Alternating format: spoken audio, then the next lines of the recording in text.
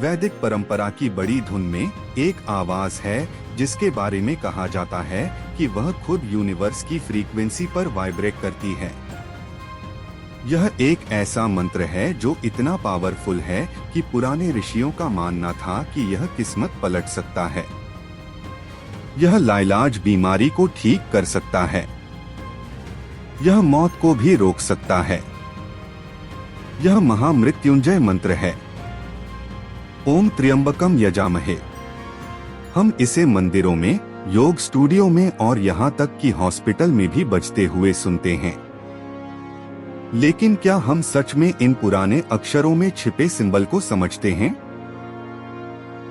ज्यादातर लोग सोचते हैं कि यह सिर्फ लंबी उम्र के लिए एक प्रार्थना है, लेकिन ऋग्वेद हमें बताता है कि यह इससे कहीं ज्यादा है।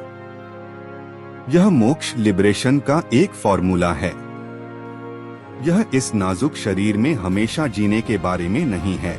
यह इस बात को समझने के बारे में है कि आत्मा कभी पैदा नहीं हुई और इसलिए वह कभी मर नहीं सकती।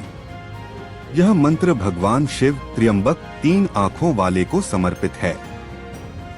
आज हम इस पावरफुल मंत्र के सबसे गहरे राज समझेंगे। हम उस लड़के की कहानी पर वापस जाएंगे जिसने मौत के देवता को चुनौती दी थी। हीरे की बेल के खूबसूरत उदाहरण को देखेंगे और जानेंगे कि ये पुरानी आवाजें मौत के आपके डर को कैसे बदल सकती हैं। इस निशान को समझने के लिए हमें पहले इसकी शुरुआत को समझना होगा। मार्कंडेय की कहानी। हजारों साल पहले मृकंडू नाम के एक ऋषि ने भगवान शिव से बेटे के लिए प्रार्थना की। शिव प्रकट हुए और उन्हें एक मुश्किल विकल्प दिया। क्या तुम एक ऐसा बेटा चाहते हो जो समझदार हो लेकिन सिर्फ 16 साल तक जिए, या ऐसा बेटा जो बेवकूफ है लेकिन 100 साल जिएगा? ऋषि ने समझदारी चुनी। एक लड़का पैदा हुआ जिसका नाम मार्कंडेय रखा गया। वह होशियार, भक्त और चमकदार था, लेकिन जैसे जैसे उसका 16वां जन्मदिन पास आया, उसके माता पिता दुख से भर गए। आखिरकार उन्होंने उसे उसकी किस्मत बताई। मार्कंडेय घबराया नहीं। इसके बजाय वह समुद्र किनारे गया, रेत से एक शिवलिंग बनाया और ध्यान करने लगा। उसने अपनी आत्मा की गहराई से बनाई एक नई प्रार्थना का जाप किया, महामृत्युंजय मंत्र।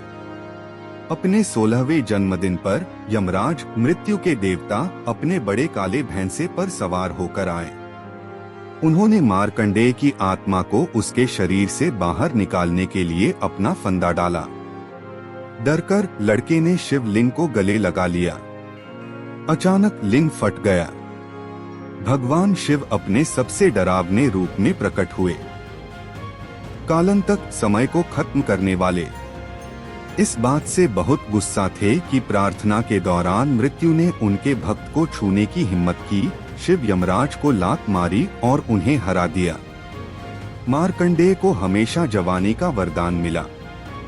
वह चिरंजीवी यानी अमर लोगों में से एक बन गए।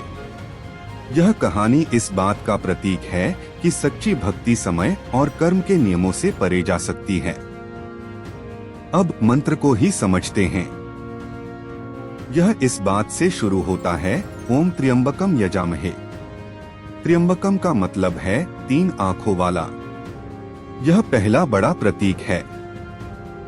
3 आँखें क्यों? 2 फिजिकल आँखें सूरज और चांद को दिखाती हैं। वे दोहरी दुनिया को देखती हैं, दिन और रात, अच्छा और बुरा, खुशी और दर्द। लेकिन तीसरी आँख जो माथे के बीच में है, अग्नि या आग और ज्ञान को दिखाती है। जब हम त्र्यंबकम का जाप करते हैं तो हम सिर्फ एक नाम नहीं ले रहे होते, हम अपनी तीसरी आँख को जगाने के लिए कह रहे होते हैं। हम दोहरेपन से परे सच देखने की कोशिश कर रहे हैं। फिजिकल आँखें शरीर को देखती हैं जो मर जाता है।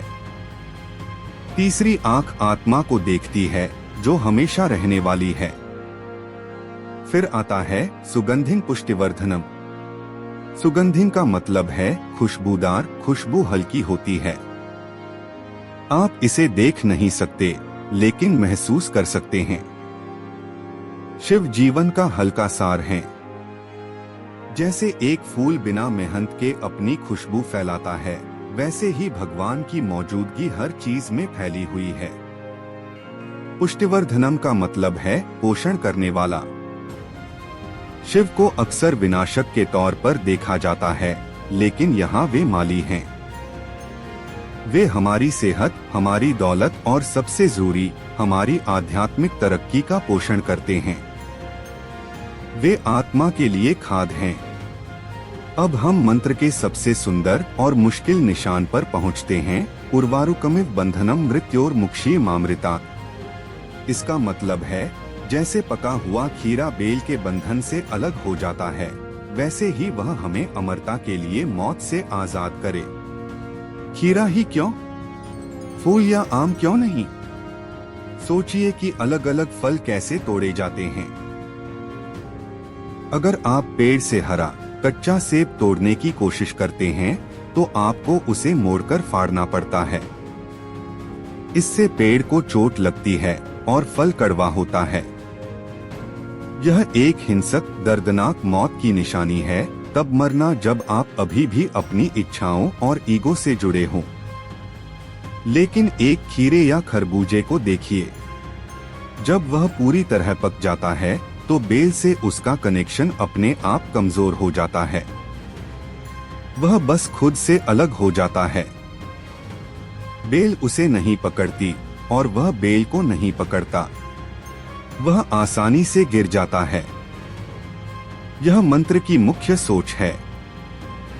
हम कभी न मरने के लिए नहीं कह रहे हैं। यह नेचर के खिलाफ है। हम आसानी से मरने के लिए कह रहे हैं। हम प्रार्थना करते हैं, हे प्रभु, मुझे ज्ञान से पकने दो, और जब मेरा समय आए तो मुझे बिना दर्द, बिना डर और बिना संघर्ष के इस शरीर से अलग होने दो। मुझे दुनिया से वैसे ही गिरने दो जैसे पके फल बेल से गिरते हैं। यही सच्ची मुक्ति है। मौत से बचना नहीं, बल्कि जीवन के मोह से ऊपर उठना। मतलब से परे साउंड वाइब्रेशन का विज्ञान है। महामृत्युंजय मंत्र अक्सर 20 या 20 मंत्रों से घिरा होता है। ओम हौ जू से। ये सिलेबल्स शब्द नहीं हैं, ये फ्रीक्वेंसी हैं। हौ छाती और गले में वाइब्रेशन पैदा करता है। जू तीसरी आंख में गूंजता है। सह सांस से जुड़ता है।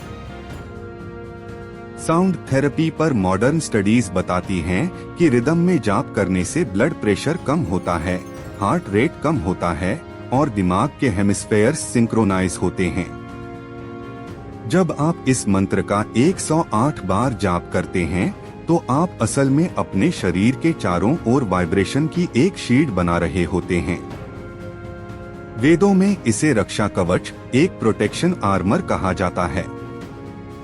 यह मन को सिंपैथेटिक नर्वस सिस्टम से चलने वाले डर की हालत से निकालकर पैरासिम्पैथेटिक नर्वस सिस्टम से चलने वाले हीलिंग की हालत में ले जाता है। आप अपने सेल्स से कह रहे हैं, डरो मत।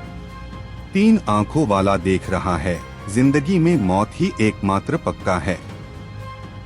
फिर भी यह हमारा सबसे बड़ा डर है। महामृत्युंजय मंत्र इस डर का इलाज है। यह हमें याद दिलाता है कि हम खीरा नहीं हैं, हम उसके अंदर का बीज हैं। बाहरी खोल सड़ सकता है, लेकिन आत्मा का बीज बना रहता है। चाहे आप इसे हेल्थ के लिए इस्तेमाल करें, शांति के लिए या स्पिरिचुअल ग्रोथ के लिए, महान मृत्यु विजेता का मैसेज याद रखें, पकें, बढ़े और जब समय आए तो जाने दें। ओम त्र्यंबकम यजामहे। देखने के लिए धन्यवाद। 3 आंखों वाले भगवान आपको लंबी, निडर जिंदगी दें। और पुरानी जानकारी के लिए लाइक और सब्सक्राइब करें। ओम नमः शिवाय।